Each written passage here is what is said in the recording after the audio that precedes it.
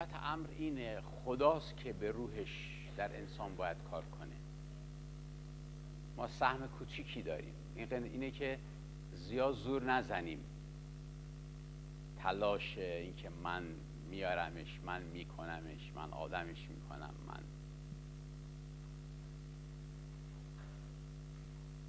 روح خدا باید انسانها رو لمس کنه. ولی کیا رو لمس میکنه؟ اونی که در پی حقیقته، اونی که جستجو میکنه، اونی که تشنه است.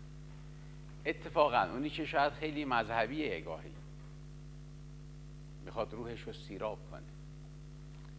راه های خدا راه های مختلفیه، ولی زیبایش اینه که به تنها راه و تنها نام ختم میشه و اون عیسی مسیح. خود من هم خیلی تجربیات داشتم تو زندگیم، بالا پایین شدم، میشم، ولی باز همیشه یه چیز رو میفهمم، راه دیگه ای نیست. اگه میخواهیم در آرامش در زندگی، یعنی بتونیم زندگی کنیم، اصلا فقط مسیح راه. اینو کسی میفهمه که تجربه کرده. این برای خیلی ها حرفه، ولی برای خیلی ها تجربه زندگیه. خدای ما خداییه که وارد زندگی های ما میشه و اثرات خودشو در زندگیمون میذاره که ما دلیل ایمان داشته باشیم. دیگران میگن نه، تو چی میگی؟ تو چی گرفتی؟ خب امروز درباره ستایش و پرستش خدا میخوام با شما چند دقیقه صحبت کنم. یادمه که یه 2 هفته پیش درباره شکرگزاری با شما صحبت کردم. اهمیت شکرگزاری که چقدر مهمه، چجوری باید شکرگزاری کنیم. شکرگزاری لازمه زندگی مسیحاییه. ما خیلی وقتا شاید ناخواسته، شاید عادتاً همش هر وقت یاد خدا میافتیم میگیم بده بده بده بده بده بده، یعنی همش دنبال اینیم که یه بگیر بستونی باید داشته باشیم. حقیقت امر اینه. ولی یاد گرفتیم که خدای ما خداییه که دوست داره که برای اون چیزایی هم که به ما داده روح شکرگزار رو در ما ببینه. برای چیزهای کوچیک سپاس بگیم، بعد چیزهای دیگه هم به ما داده خواهد شد. همین الان شما نگاه کنید چقدرها گرفتیم ولی چقدرها شکر کردیم. یه پیرزنی بود، نوه‌ای داشت. این نوه‌اش وقتی میمد پیشش گاهی تو مشکل مالی بود، میگفت مامان بزرگ کارم گیره. گفت برو اون گوشه قالی رو بردار، اونجا یه چیزی هست. بعد گوشه قالی رو برمی‌داشت، میدید مثلا یه 10,000 تومان اون زمان پوله. بعد برمی‌داشت میبرد، خرج میکرد، کارشو درست میکرد. بعد میگفت ببین یادت باشه کار تموم شد برش گردونی بذاری سر جاش. بعد این میومد میذاشت. خیلی وقتا این عادت رو داشت، ولی یه بار این کار رو دیگه نکرد. برد خرج کرد و رفت و گفت بابا حالا چی حوصله داره، اصلا 10,000 تومان چه به درد مادر بزرگ من میخوره، باش بودن و نبودنش چیه. خلاص این داستان گذشت و باز یک بار کارش گیر افتاده بود، ولی یادش رفته بود که دیگه پس نذاشته اونجا پولو. رفت گفت مادر بزرگ بازم امروز من گیرم، قربونت برم، مشکلمو حل کن. گفت آره پسرم، چرا نه، برو گوشه قالی رو بردار بکش ببین چی هست. رفت اونجا دید نه، یه چیزی نیست. حالا شکرگزاری های ما سبب میشه که همیشه اون گوشه قالی یه چیزی داشته باشیم. یادمون میاد در تنگی هامون خدا با ما بوده. پس 2 هفته پیش درباره شکرگزاری ها تاکید زیاد بود. امروز درباره پرستش میخوام چند دقیقه فکر کنیم، چون این دوتا با هم فرق داره. شکرگزاری برای چیزی که گرفتی، ستایش برای چیزی که وجود داره. و ما تو این قسمت هم میخوایم که بیشتر قوی بشیم. خداوند رو ستایش میکنم، نه که چیزی به من داده یا کرده، برای اینکه بی‌نظیر، پرشکوه، بیماننده. میدونی مثل این میمونه یه شخصیتی رو تو دوست داری، دوست داشتنیه، چیزی هم بهت نداده، معامله توش نیست، ولی رابطه و مشابه. تجربه کردید شما اینو؟ همیشه این نیست که چیزی به ما بدن، این اتفاقا خیلی بده، معامله میشه، ولی حضور اون شخص لذت بخشه، آرام بخشه برات. و پدر میخواد که ما او رو ستایش کنیم برای اینکه هست، بود و خواهد بود در زندگی ما. اصلا بودنش رو در واقع وقتی میگیم ستایشش میکنیم، یعنی برای بودنش خوشحال هستیم. حالا کرده نکرده، میکنه، گاهی هم اتفاقا نمیکنه، زورم میزنیم، اصلا صدایی هم نمیاد، اونا مهم نیست، ولی او هست، او هست. این مهمه. و اینقدر ستایش در کتاب مقدس مهمه که شما وقتی در متی میخونید شیطان مسیح رو آزمایش کرد، بعد تا باب 4 آیه 8 آخرین قسمتی که شیطان رو به مسیح به وسوسه کشوند، گفت دنیا رو نگاه کن، همه جلال و شکوه رو میدم به تو، فقط یک چیز، اگر بیفتی و منو ستایش کنی. و اونجا بود که عیسی مسیح چی گفت؟ گفت غیر از خدای حقیقی هیچ چیز رو نباید ستایش و پرستش کرد. پس پرستش، ستایش امروز همه خواهانش هستن. همه خیلی ها در برابر خیلی ها زانو زدن. پول یکی از اونهاست، مادیات دنیا، نمیدونم چیزهای مختلف دیگه، مقامات اجتماعی. یه نفر اصلا نون بهش نده ولی بهش بگو آقا رئیس، حال میکنه، کیف میکنه، دوست داره. ولی ما میشناسیم، داریم میفهمیم که نه، ستایش فقط لایق یک نفره، یک شخصیته و اون خداوند ما مسیحه. اتفاقا درباره مسیح بخوام به شما بگم که باز برای بعضی شاید سخت باشه، برای بعضی من نمیدونم، شاید هم نباشه، شاید برای یه نفر یا دو نفر، که این چطور میشه مسیح رو ستایش و پرستش کرد. برای اینکه او انسان نبود، برای اینکه مسیح در کتاب مقدس هر وقت مورد ستایش و پرستش واقع میشد، پرستش رو میپذیرفت وقتی به پاش میافتادن. ولی وقتی که شما مثلا جاهای دیگه در کلام میخونیم، مثلا تو مکاشفه یوحنا یه فرشته میبینه میفته به پاش، نمیتونه تشخیص بده این چیه، موجود این چیه. فرشته بلندش میکنه، میگه بلند شو، منم مثل تو خادم خداوند هستم. چیزی رو ما در کتاب مقدس نمیبینیم پرستش رو بپذیره. همه رد میکنن، میگن ما انسانیم، ولی مسیح میپذیره. پس این نشون دهنده الوهیت خداونده که تو به راستی داری میپرستی. پرستش شایسته خداونده. پرستش و ستایش عالی است. پرستش و ستایش در مزمور 100 خیلی زیباست. قبلا خوندیم، یه بار دیگه هم آیت رو میخونم. میگه ای تمامی روی زمین خداوند را بانگ شادمانی دهید. چقدر کار قشنگی کردیم امروز، دست زدیم برای خداوند و سرودها خدا را ستایش کردید. خداوند دوست داره اینو. خداوند را با شادی عبادت نمایید. خدا را با چیش عبادت کنید؟ با شادی.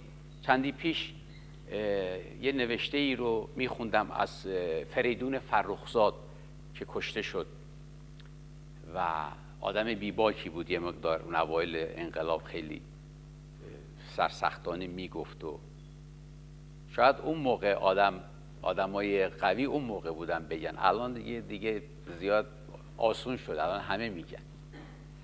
ولی این مرد این یک جمله ازش هست که میگه من متاسفم در فرهنگی بزرگ شدم که نزدیک شدن به خدا را در ماتم و در اندوه میبینند. راست میگه.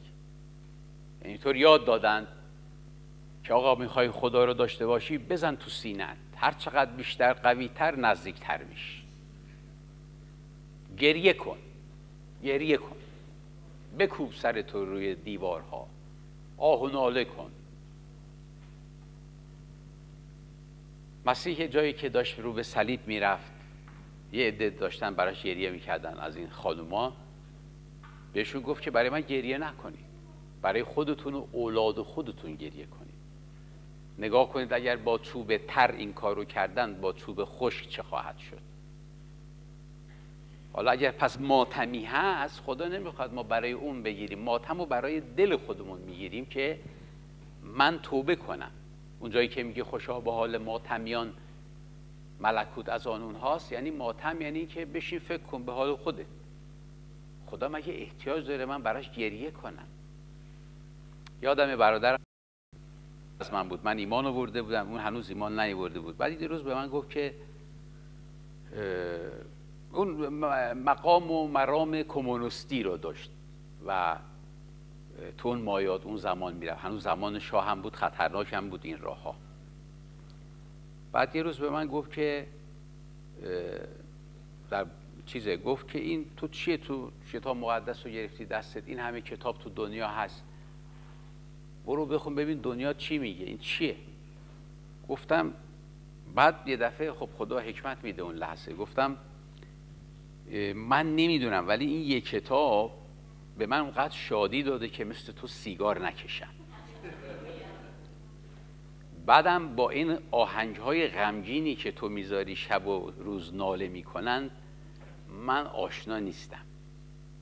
فرق من و تو این کتابه. و خدا رو شکر بعد زانو زد، اونم ایمان آورد به مسیح. راهی نیست، میگم یه کمی دیر و زود داره، آخرش به مسیح ختم میشه.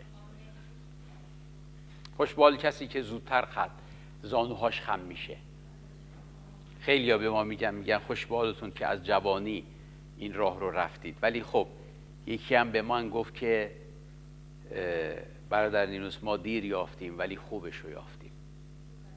اینم هست. آخه شاید اگر اون نباشه این نخواهد بود. نه، خدا میدونه قلب‌های ما رو. پس بنابراین میگه که خداوند را با شادی عبادت کنید، با سرود به حضورش بیایید. کاری که ما میکنیم، عبادت کن خداوند رو و بدانید که یهوه خداست. و بعد در آیه بعدی میگه به دروازه های او با شکرگزاری داخل شوید. شما دقت کردید چرا مثلا ما پرستش و ستایش رو اول میذاریم؟ یعنی ما که نمیذاریم، خداوند ترتیب داده برای اینکه دروازه ها باز بشه. شما فکر کن هر کدوم از شما و ما، خدا داند از کدوم روحیه اومدیم اینجا، خدا داند صبح چه اتفاقاتی تو زندگی ما بود، خدا داند از این در قبل اینکه بیایی که یه زنگی بهت زده چه خبری بهت داده. همین الان هم که نشستی خدا داند تو کدوم دنیا و عالمی. خب سرودها و ستایش و پرستش دروازه ها رو باز میکنه که ما به حضور خدا وارد بشیم. به حضور خدا وارد شدن اینطور فکر نکنید آسون شیرجه بزنیم توش یک دفعه. لطیفه، حساسه، زیباست، باید لمس بشی، باید آروم آروم که تو دریا چجوری میخوای بری تو شنا کنی، آروم آروم بری جلو. و این ستایش و پرستش اونقدر مهم بود که وقتی در کتاب مقدس ما میخونیم از بدو پیدایش، وقتی خداوند قوم خودش رو انتخاب کرد، مردم خودش رو، بهشون یاد داد که عبادت کنید منو با آلات موسیقی. شما مزمور 150 رو بخونید، انواع آلات موسیقی اونجا هست. حمد بگویید او را با دف و نمیدونم با رقص و با ساز و آواز و دهل و خدا رو شکر الان که دیگه وسایل موسیقی هم قوی و قوی تر شدن. خدا دوست داره و خدا قرار گذاشته بود بر این. حتی زمانی که هیکل ساخته شد، سلیمان اونجا خانه خدا را ساخت، قانون بر این گذاشته شد که 24 ساعت در روز هر گروه می اومدن خدا را ستایش می کردن. یعنی این نگهبانی دیگه. چقدر زیبا بود که خدا دوست داشت از میان خانه خودش صدای شادمانی، ستایش و پرستش بلند بشه. این خیلی مهم بود. و اینه که میگه که و در آیه بعدی وقتی میگه او را با شکرگزاری داخل از دروازه ها داخل میشید با شکرگزاری، بعد میگه مرحله دوم اینه به صحنه‌های او با ستایش او را سپاس بگویید. اول شکرگزاری، قدردانی، ولی بعد میرسیم به خودش برای ستایش وجودش، پرستشش، شخصیتش و دیگه، یعنی میریم به اون مرکز، به مرکز نزدیکتر میشیم. کاش گاهی اینطور باشه، کاش تجربه کمتر میکنیم. گاهی آدم میخواد بمونه تو اون حضور، بمونه همونطور. کاش این رهبران و هدایت کنندگان ما یا خود من گاهی یا برادر حمید یا هدایت بشیم، گاهی قطع نکنیم، ما برای خدا برنامه نذاریم. الان یک این کار رو کردیم، الان دو، الان سه. نه، شاید لازمه دعا کنیم. دعا هفته پیش اومدیم زانو زدیم، سرود خودتو به خداوند درست کن، سرود درست کن برای خودت، زمزمه کن برای خداوند. زمزمه تو دوست داره. خدای ما چنین خدایی. صحبت اینه اگه میخوایم بهش نزدیک، اول خون مسیح بله ما رو باید پاک کنه، ما به عنوان نجات دهنده خودمون اونو میپذیریم، بعد این بارها از ما برداشت، به حضور خدا با شادی میاییم و این شادی ما رو وادار درود و تمجید و حمد.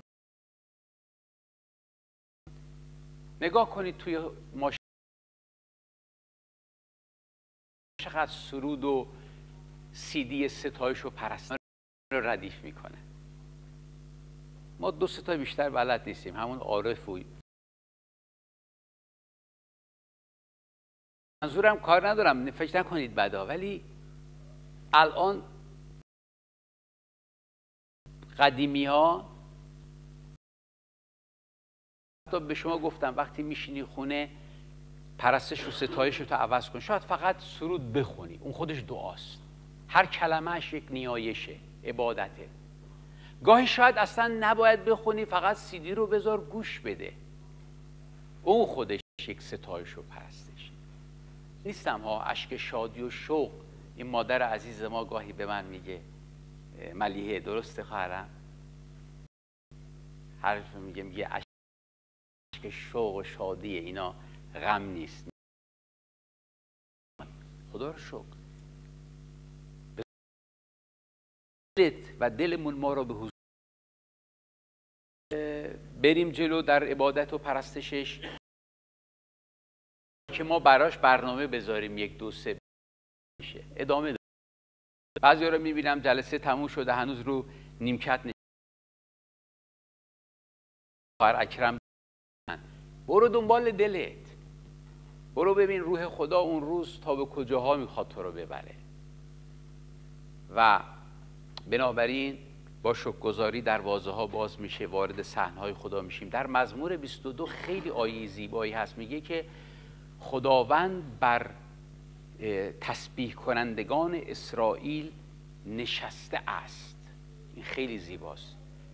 نشسته یعنی جایگاه خدا، جایی که ستایش و پرستش میشه، خدا اونجا مسکن میگیره، اونجا حضور پیدا میکنه. اینه که مهمه پرستش ما، ستایش ما. اونجا خداوند حضور پیدا میکنه. پرستش و ستایش خداوند یک کار زیبایی که در ما میکنه اینه که روح کدورت رو از ما دور میکنه. بذار آیش رو بخونیم، خیلی زیباست. مزمور در اشعیا 61:3 اشعیا 61:3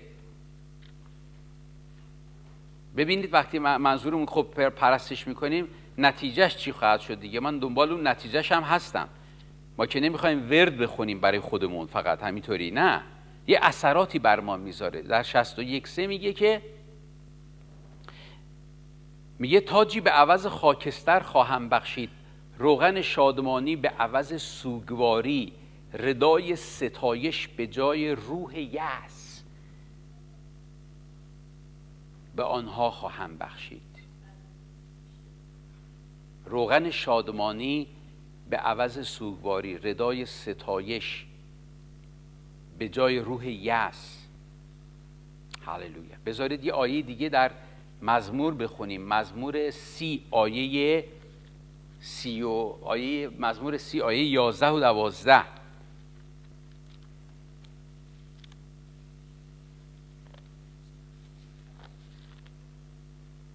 مزمور 30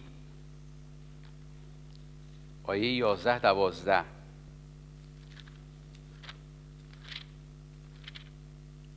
بدون عینک هم میایم کار خطرناکی میکنیم ما اینجا.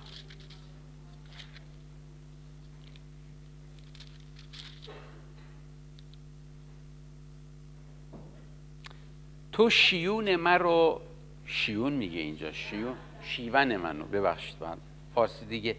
تو شیون مرا به رقص بدل کردی، پلاس را از تنم در آوردی و مرا به شادی پوشاندی، تا همه وجودم تو را بسراید و خاموش نماند.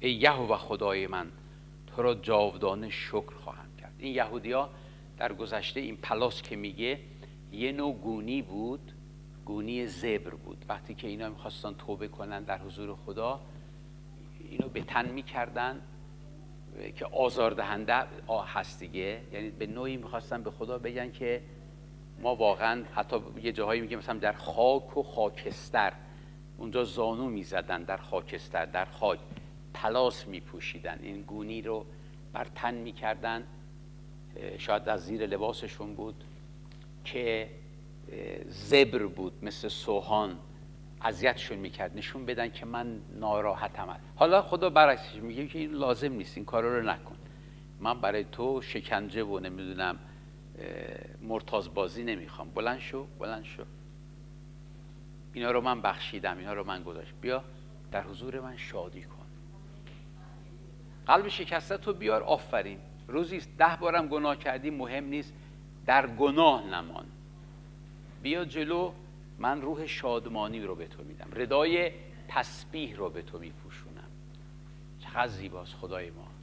من عاشق این خدا، ما این خداوند رو دوست داریم، خدایی که ما اگه غم باشه که دنیا پر غمه، ولی خدایی که شادی های خودش رو با ما قسمت میخواد بکنه و اون غم و غصه ها رو از ما دور کنه. حتی در عهد عتیق ما فکر میکنیم موقع مسیح نه، در عهد عتیق هم همینطور بود. خدا خدایی بود که همیشه وعده این رو میداد که میخوام که روح شادی رو در شما بذارم. در عهد عتیق داوود در حضور خدا میگه اونقدر پر از شادی و وجد میشد، گاهی میرقصید، رقص در روح، ستایش میکرد. حالا یه در کلیسا نیست ولی تو خونه به وجد یه دفعه میایی، ایراد نداره. بعضیا میگه مثلا گاهی اصلا پر میشم از حضور خدا، میخوام فریاد کنم، میگم خب بکن دیگه، برای چی خودتو نگه داشتی؟ فریادتو بکن. هللویا. حالا میتونید یه هللویا بگید؟ چقدر قبلا ما میگفتیم، اونم کم شده دیگه. یادم تازه ایمان آورده بودم، هر وقت میرسیدم به هر کسی از ایمانداران، اولین جمله قبل سلام این بود: خدا رو شکر. بعد یه روز یکی به من گفت برای چی؟ گفتم نمیدونم، ولی یاد گرفتم همش بگم خدا رو شکر. خداوند خداییه که ستایش و پرستش رو به ما میده. و بعد اینو میخوام بگم که میخواید افسردگی بره، این غم و غصه و یأس بره، هیچ قدرتی نداره جز حضور خدا. وقتی میای در حضور خدا در این عبادت، اصلا روح دیگه، مگه نمیگیم روحیه است؟ غصه یه روحیه است دیگه، ناامیدی یه روحیه است، یه نوع طرز فکره، یه روح. این روح رو باید با روح جواب داد. شروع کن سرود خوندن، ستایش و پرستش. اولش شاید سخت باشه کمی، ولی میبینی اون فضا اون روح رو از تو دور میکنه. شاول در کتاب مقدس ما میخونیم وقتی که پادشاه بود و خدا وعده داده بود داوود جای او پادشاه خواهد بود، شاول گاهی گرفتار یک روح منفی میشد در خودش، ولی هر وقت داوود چنگ میزد سرود میخوند، میگه اون روح شاول رو ترک میکرد میرفت. چه قدرتیه. ما بیاید ستایش رو پرستش کنیم، بذارید خدا در میان ما خودش عمل کنه. یه خواهشی که دارم بارها گفتم بازم به شما بگم، سراغ مردم نرید بگید که تو این روحو داری اون روحو داری، من بیرونش میکنم، من الان برات دعا میکنم. من به این معتقدم، اعتقاد من اینه، خدا خودش مستقیم عمل میکنه. میخواد کسی بیفته تو این کلیسا موقع پرست، بذار بیفته، بذار خدا بندازه. چرا ما باید هلش بدیم؟ شفا خدا میخواد بده، فکر میکنید حتما حالا درست ما دعا میکنیم، حتما ما باید دعا کنیم؟ نه. در حین کلام و دعا اگه نیتت اینه، امروز اومدی از این سفره تو دلت گذاشتی که من باید شفای خودم رو بگیرم، خب خواهی گرفت. بخشنده خداونده. چرا ما خدا رو اینقدر توی کارهای خودمون محدودش میکنیم؟ یه باری عزیزی گفت که اون موقع ایران که بودم، حالا من البته قضاوت نمی کنم ولی برای مثال فقط میگم، میگه رفتم بردنیوس پیش یک کلیسای کاتولیک بودم، به کشیشه گفتم که من اعتقاد به این دارم، اجازه بده من زانو بزنم، این عباتو بنداز روی من، این عبایی که میپوشن کشیشان کاتولیک، اینو گوششو بنداز روی من میخوام، من میپذیرم این شفا مال منه. گفت خیلی ناراحت شد، خیلی عصبانی شد، خیلی گفت که این من از این کارا نمی کنم، همینطوری میایی فلان. حالا کار ندارم، مگه اون زنی که رفت دنبال مسیح دستشو دراز کرد به ردای مسیح همین انگیزه رو نداشت که اگر دستم بهش بخوره من شفا خواهم یافت؟ 12 سال خون ریزی داشت و شفا رو گرفت. حالا تشویقتو میکنم به این، دلت اگر میگه که میخوری که شفا در وجودت جاری بشه، خواهد شد. مینوشی تا قوت خدا در تو بیاد، خواهد شد. خدا رو محدود نمی کنیم ما.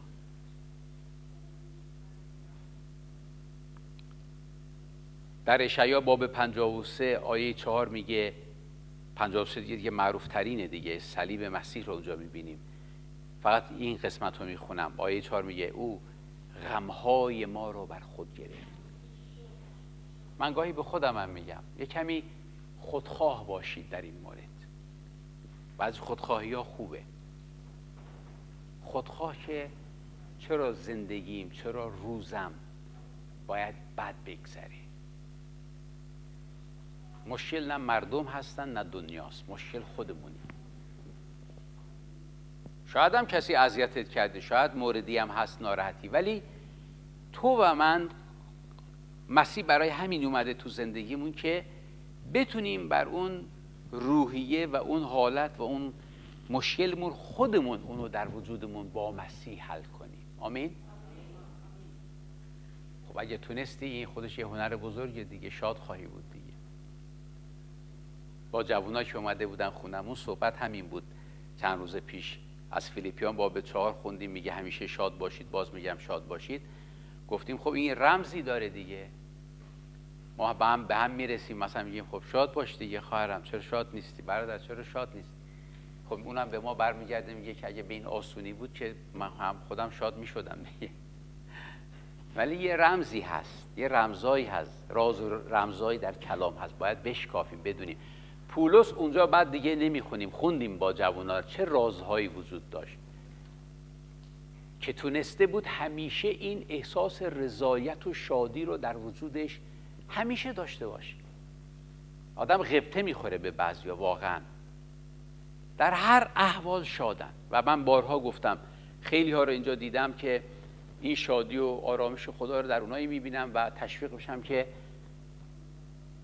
مثلا فرض کنید برای مثال هنوز پناهندن، جواب نگرفتن، آیندهشون مشخص نیست، بعضیا کار ندارن، یکی رو میبینی بیماره، ولی اون برای ما نمونه‌ای شده که علی‌رغم همه اینها چنان به وجد میاد در حضور خدا، ما خجالت میکشیم که ما رو ببین که ما این مشکلات رو نداریم ولی این وجد رو نداریم. فروتر میشیم قبول کنیم؟ برادر دیباز که در زندان ساری 10 سال زندان بود، بعدم شهید شد، برادران میرفتن ملاقاتش در زندان ساری، میگفتن ما همیشه اول فکر میکردیم که خب بریم وقتی اینو ما بریم ملاقات کنیم خودمونم آماده میکردیم یه آیاتی فلانی، یه حرفایی که اینو یه کمی ما دلداری بدیم، اون ور میله هاست ما این وریم، چی بگیم به این؟ سخت واقعا گاهی مردم توی مشکلات سخته، نمیدونم چی بگیم. یه وقتی میرفتیم ملاقاتش بعد میدیدیم این صورتش چنان میدرخشه، چنان شاده، چنان کلامی اون به ما میگه، اصلا ما فرصت نداریم چیزی بهش بگیم، ما آخرش میگیم مرسی برادر، واقعا باعث برکت ما شد، تشکر میکنیم. نه جدی میگم، یعنی این شدنیه. من ندارم دلیلش این نیست که این وجود نداره، من ندارم، ولی پولس تجربه کرد، دیباج تجربه کرد، دیگری تجربه کرد، بیایید ما هم تجربه کنیم. با گفتن نیست. چندی پیش یه عزیزی بود توی فیسبوک، از دوستان قدیمی ما بود دوران جوانی، خب شنیدیم سرطان داره، خیلی سخته، کلمه میگیم و میریم، نه سخته، شیمی درمانی میکنم سرطانم. من گفتم چی بنویسم، یه جمله نوشتم، گفتم والا من خواهر عزیزم فقط اینو میتونم بگم که اولا گفتم اینو نوشتم جمله کوتاه، من چیزی ندارم برای گفتن، کلمه ای که من بهت بگم تو رو کمک کنه من ندارم، ولی یه چیز رو میدونم، اون خدایی که شناختی خودت و فیضش رو درک کردی و خودش نوشته بود که الان این جریان چند ماه، 6 ماه 7 ماه گذشته، این فیض رو به تو داده که هنوز ایستادی در ایمانت. من فقط دعا میکنم که این فیض در زندگی تو، ایمان دارم با اون شناختت ادامه پیدا کنه، دیگه کسی جلودار تو نخواهد بود، هیچ مشکلات زانو میزنن در برابر تو. پس همه چی برمیگرده به درونمون، به شناخت خودمون از خدا.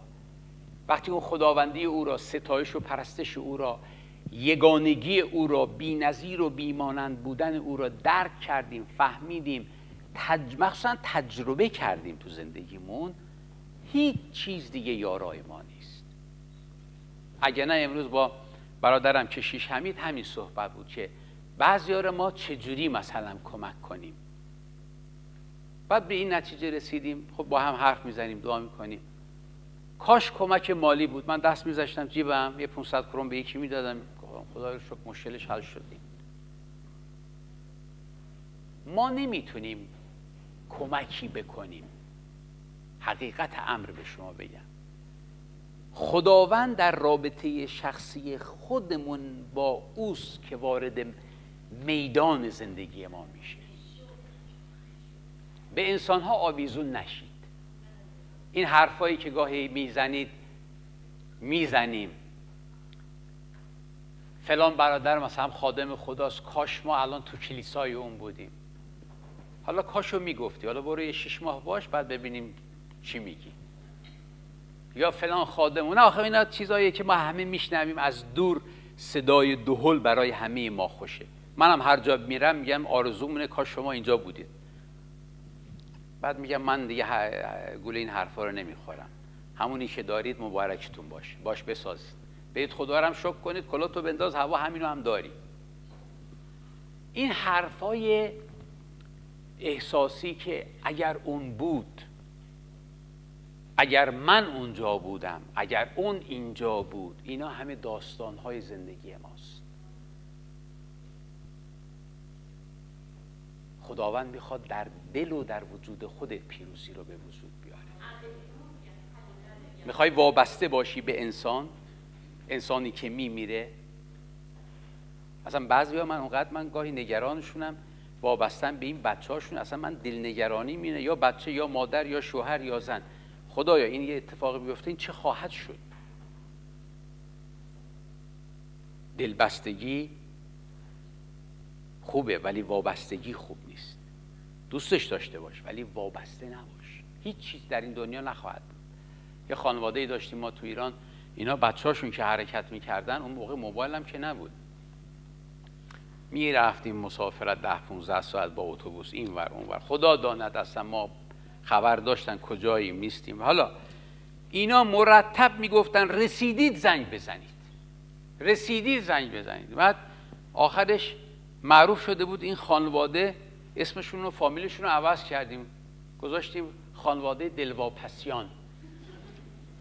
اینا همیشه دلواپس بودن. بده، خیلی بده.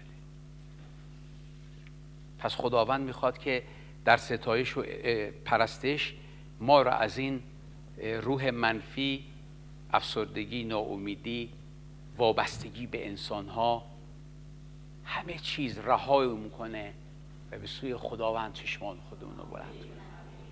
او که وعده چی رو داد به ما؟ گفت اینک تا انقضای عالم همراه شما هست. برو تجربهش کن، بذار من برم تجربه کنم. بگو خداوند این گفته های توست، تو خودت گفتی که من تا انقضای عالم با شما هستم، اسمم هستم آن که هستم. خودت وعده دادی که دیروز و امروز و تا ابد همان خواهی بود همیشه. دیگه تو چه منتظر من و حمید نخواهی بود که سلام دادیم ندادیم، رسیدیم نرسیدیم. تو با خدای خودت عشق و حال کن، برو جلو. رسوندم کلامو؟ پس کافیه دعا کنیم با هم. دعا کنیم. هللویا. پدر ممنونیم خداوندا، مرسی. همین که هستی در زندگی ما سپاست میگوییم. همین که میبینیم چطور اشکانها را به نجات میاری، همه ما را چطور روزگاری تو بودی سر راه ما قرار گرفتی. همه وسیله بودن، تو بودی که دگرگون کردی، تجزیه تحلیلمون کردی. بله خداوندا، تو بودی که رذالت‌ها را، بدی‌ها را، زشتی‌ها را کنار گذاشته از وجود ما. الان این شادی‌هایی که من می‌بینم مال توست، ما کاری نکردیم.